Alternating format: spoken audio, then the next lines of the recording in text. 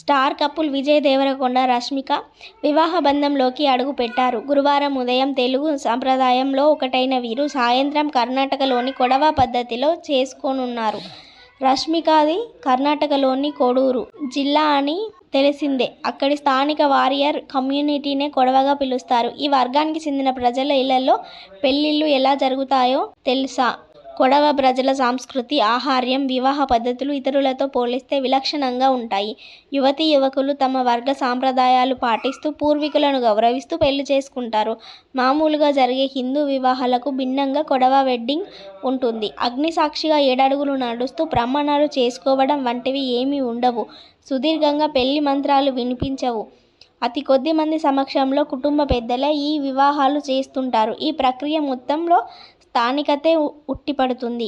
మంగళ స్నానంతో పెళ్లి తంతు మొదలవుతుంది. ఆ తర్వాత కుటుంబంలోని పెద్దల నుంచి వధువు ఆశీర్వాదం తీసుకుంటుంది. జీవితంలో కొత్త దశలలోకి అడుగుపెట్టడానికి సంసిద్ధతను తెలియజేస్తూ కృతజ్ఞతలు చెప్పుకునే ఓ భావోద్వేగ క్షణం అది. చీరకట్టు అన్నింటికంటే ప్రత్యేకం. కొడవ మహిళలు తమ పైట కొంగును వెనుక నుంచి ముందుకు వేస్తారు. ఇక వేడుక అంతా వలగ డ్రమ్ బీట్స్తో, పాటలతో, వారియర్ నేపథ్యాన్ని గుర్తుచేసే నృత్యాలతో ఎలాంటి ఆర్భాటం లేకుండా సందడిగా సాగుతుంది. అలాగే గన్ సెల్యూట్ కూడా ఈ వేడుకలో భాగం. అయితే ఇప్పుడు దానిని అనుసరించడం క్రమంగా తగ్గిపోయింది.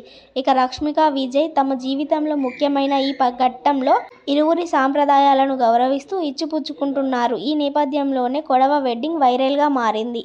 ఈ పెళ్లి వేడుక 2 సంస్కృతులు, సాంప్రదాయాల కలయికగా జరుగుతోంది.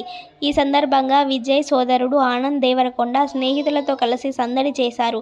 ఈ వేడుకలలో ఆయన దిగిన ఫోటోలు ప్రస్తుతం సామాజిక మాధ్యమాల వేదికగా వైరల్ అవుతున్నాయి.